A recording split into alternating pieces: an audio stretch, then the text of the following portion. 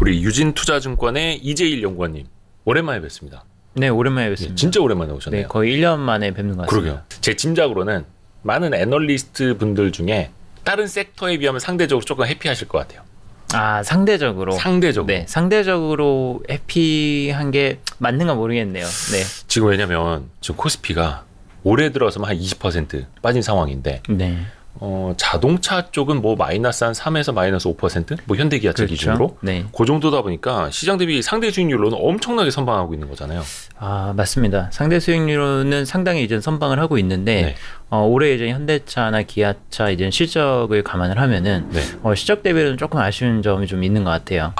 네, 실적이 워낙 올해 좋기 때문에 그렇게 생각하면은 시장 상황까지 좋았다면은 주가가 굉장히 좀 큰 폭으로 상승을 했었어야 됐지 않나 싶은데 거기에는 조금 못 미치는 것 같습니다. 지금 주가는 잘 버티고는 있지만 실적이 그보다 훨씬 더 좋다.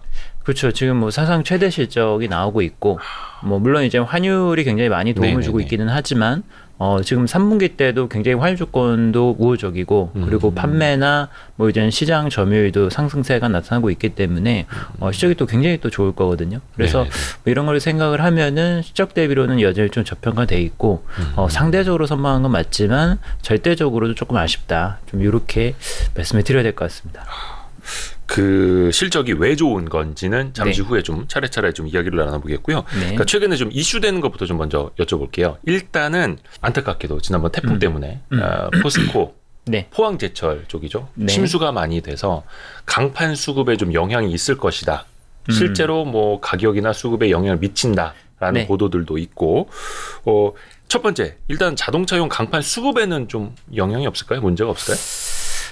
사실 이게 어느 정도 장기화 되느냐에 달려 있을 것 같습니다. 네네네. 그러니까 예를 들어서 뭐 공장이 빨리 정상화 된다라고 한다면은 재고를 뭐 많게는 뭐 2개월에서 3개월 정도, 뭐 3개월 정도는 이제 보유를 하고 있기 때문에 크게 문제가 없을 걸로 보이지만 만약에 이제는 좀 장기화가 된다라고 하면은 뭐 일부 특수 강판들 같은 경우는 뭐 1개월 정도밖에 재고를 안 가지고 있는 품목들도 있기 때문에 그렇게 되면은 좀 문제가 발생할 가능성이 있죠. 그래서 어느 시점에 회복이 되느냐.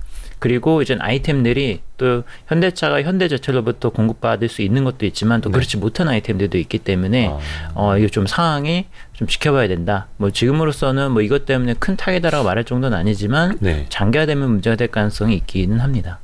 아직까지 타격은 아니고요. 네. 뭐 예를 들어서 뭐 포스코한테 좀 독점적으로 공급을 받았었던 특수강판 같은 경우에는 뭐 1개월 정도밖에 재고가 없는 경우도 있는 것 같습니다. 아, 그래요. 그런 것들은 현대제철이라든지 다른 쪽으로 돌릴 수도 있는 것도 있고 없는 것도 있어서 바로 이제는 뭐 공급받기 어려운 뭐 예를 들어서 대표적으로 이제는 전기차 모터에 들어가는 품목 같은 경우에는 포스코한테서 이제 좀 많이 받아오다 보니까 얼마 전에도 언론에서도 보도가 됐었는데 그 품목 같은 경우는 이제 공급이 원활하지 않을 경우에는 한 달에서 2달 정도까지는 버틸 수 있겠지만 그 이상 장기화 된다면은 생산 차질이 발생할 수 있을 것 같다. 좀 이렇게 좀 보입니다. 이제 그 가격도 강판 가격도 이제 계속 올라왔지 않습니까? 네. 그러니까 최근에 보니까 일본 쪽에서도 일본제철하고 도요타가 강판 가격을 또 올렸다고 하고 지난해 상반기하고 하반기 한 번씩 올렸었고 올해 상반기에도 뭐 톤당 한 15만 원 정도 또 올렸었고 왜 이렇게 자주 올립니까? 그거야 원자재 가격이 오르기 때문에. 그 계속 올려달라고 그러면 또 올려줘야 되고. 아니 근데 사실 뭐 당연히 이제 원자재 가격 같은 경우는 오르면은 판가에 반영을 해줘야 되는 게 맞고요.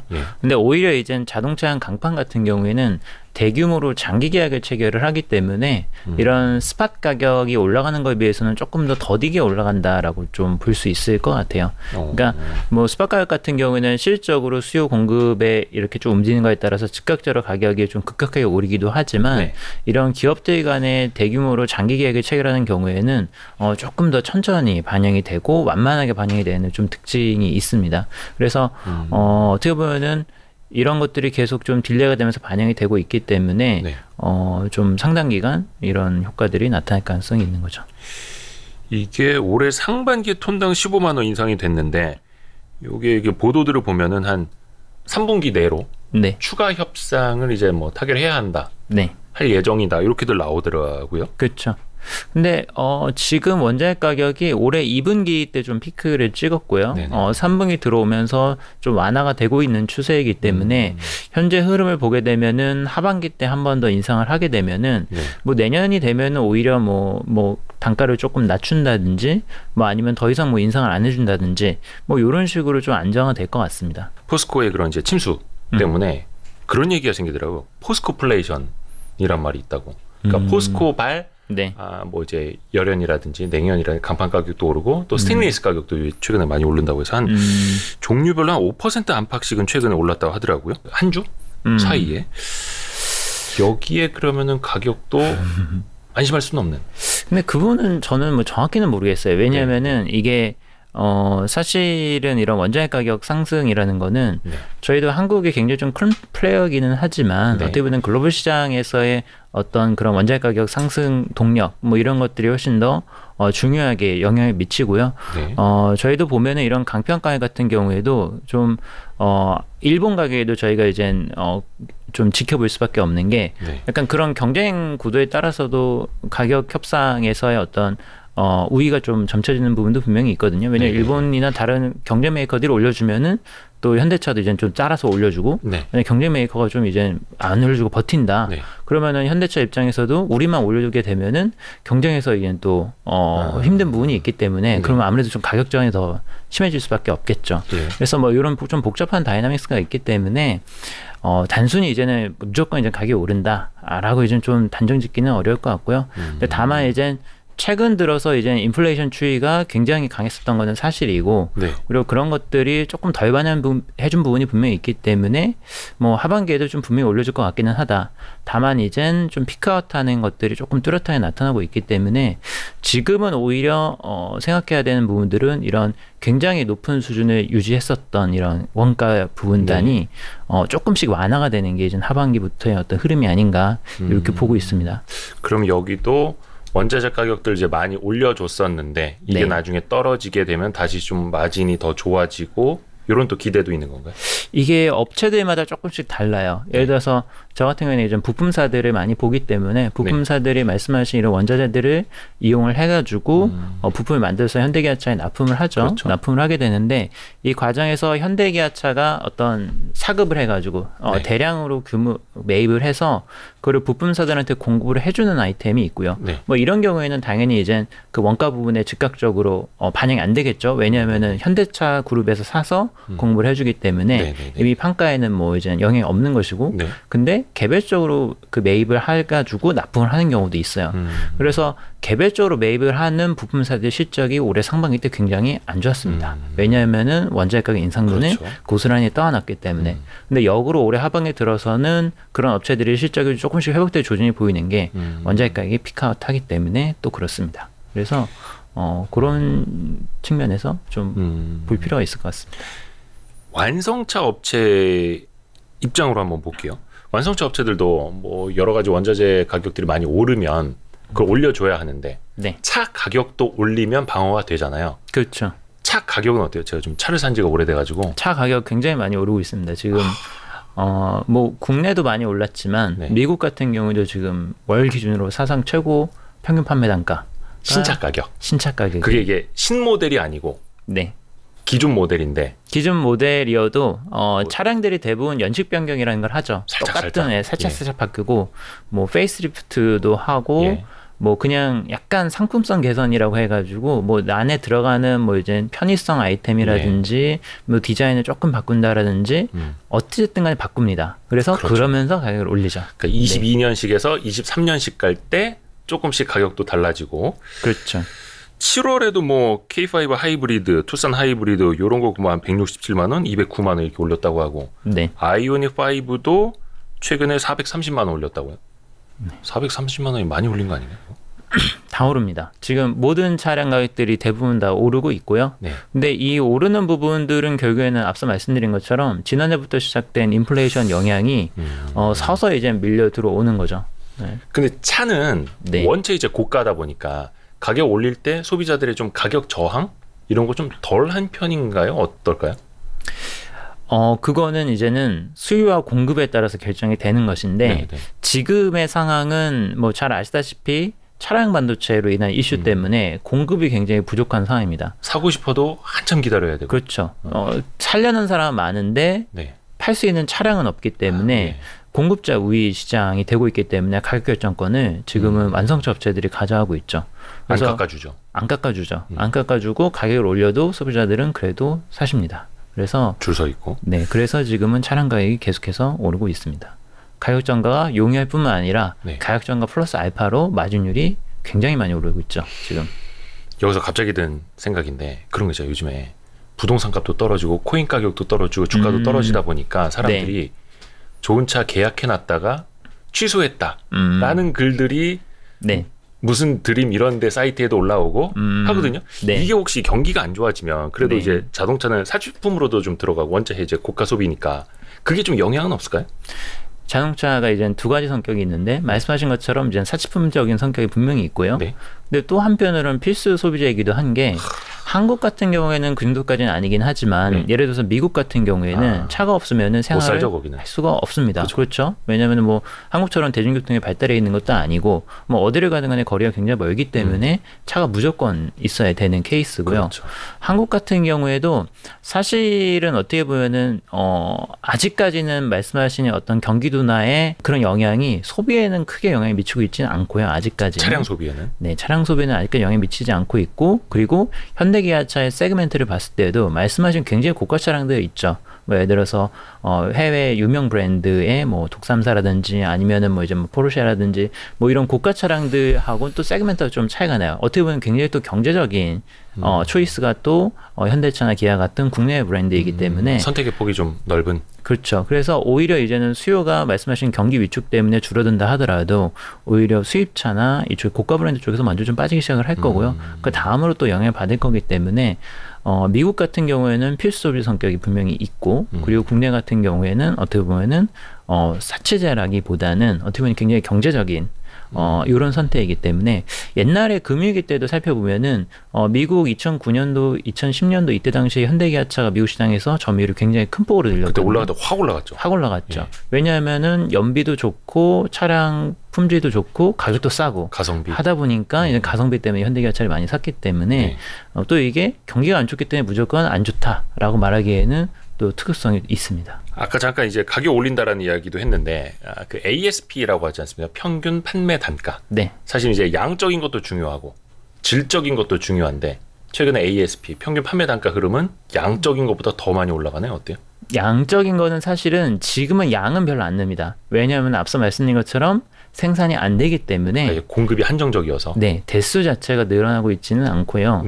지금 매출 상승을 이끄는 거는 99% 다 판매 단가의 상승이다라고 보시면 될 것 같아요. 근데 그 판매 단가가 올라가는 게 거의 뭐 10%대 뭐 이렇게 오르고 있는 거죠. 거기다가 지금 원달러 환율 조건까지 우호적이기 때문에 굉장히 ASP 상승 속도가 빠릅니다. 뭐 현대차나 기아 기준으로 봤었을 때 한 2020년도 초반만 해도 뭐 2,400만 원, 뭐 2,500만 원, 뭐 이렇게 이제 판매 단가가 형성이 돼 있었다고 한다면은 평균 판매 단가가 지금은 3천만 원 초반대까지 이렇게 올라왔습니다. 얼마나 올라온 거예요? 그러면 거의 뭐 2년 사이에 20% 이상 ASP가 상승을 한 거죠.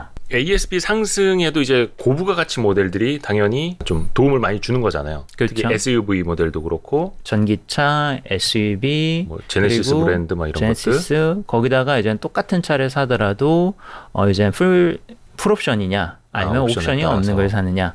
요즘은 또 이제 풀옵션 차 그리고 상위 트림 차를 많이 선호들을 하시기 때문에 거기에서 나오는 또 ASP 부스팅 효과가 굉장히 크죠. 부가가치가 계속해서 커지는. 부가가치도 커지고 또 그런 옵션 상품들이 또 마진율이 높습니다.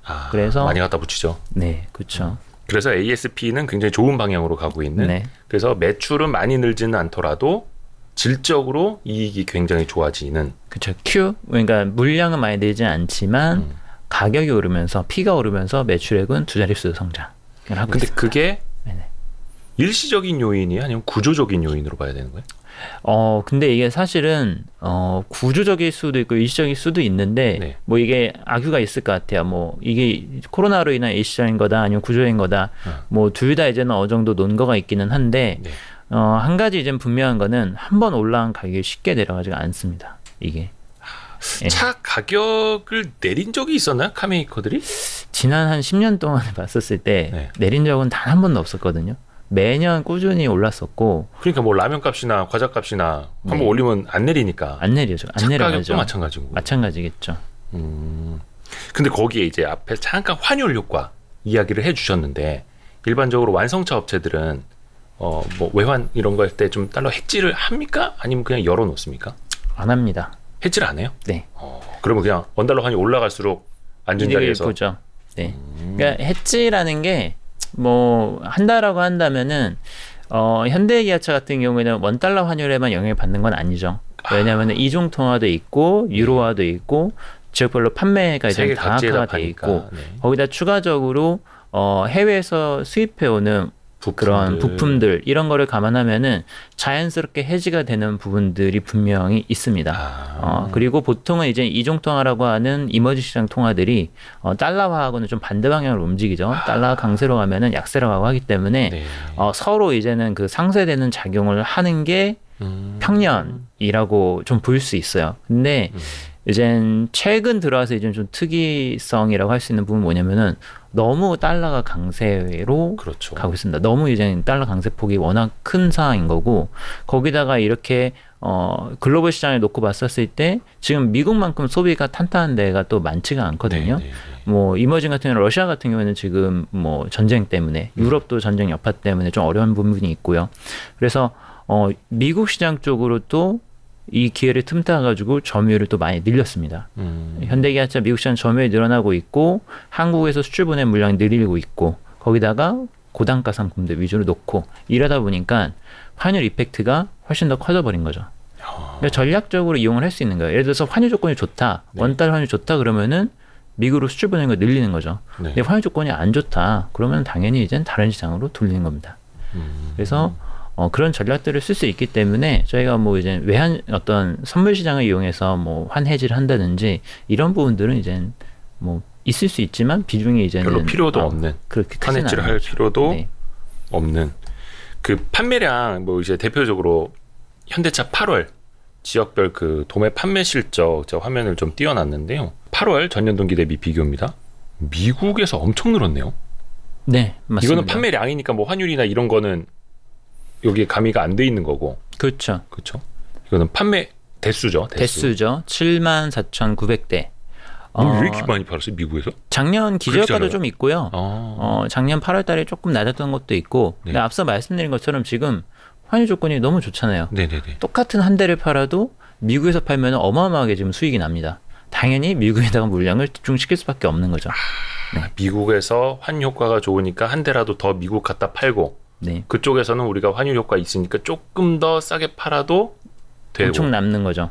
네. 그래서 지금 뭐 다른 지역으로 보낼 거를 다 미국으로 보내서 빨리 이때 좀 돈 좀 벌어보자. 뭐 이런 전략적인 배분이 가능합니다. 네. 이게 러시아 쪽에서는 뭐 그냥 왕창 줄었고, 그렇죠? 러시아는 지금 전쟁 때문에 거의 네. 뭐 물량이 없다라고 봐도 무방할 정도죠. 네. 그리고 그 중국 쪽에서는 이제 8월 거는 조금 전년 동기 대비 늘어 보이기는 하는데 이게 연간으로 보면은 많이 안 좋잖아요, 그렇죠? 중국 쪽은. 네, 중국은 4월달, 5월달 정도에 기억을 하실지 모르겠지만 상해 락다운 사건이 있었죠. 네. 상해 지역이 락다운되기는 했는데 사실은 그 외 다른 지역에서도 뭐 이런 완벽한 수준의 락다운은 아니더라도 방역 활동이 굉장히 강력했습니다. 그러면서 판매가 좀 급격하게 감소를 할 수밖에 없어서 올해 2분기 때는 좀 그런 기저효과가 좀 있었고 3분기 때는 좀 그 바텀에서 좀 빠져나오는 이제 그 구덩이에서 좀 빠져나오는 구간이기 때문에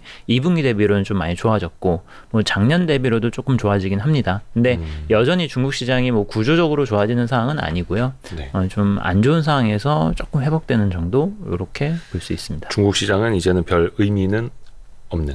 당장은 뭐 크게 돌파구가 보이지는 않네요.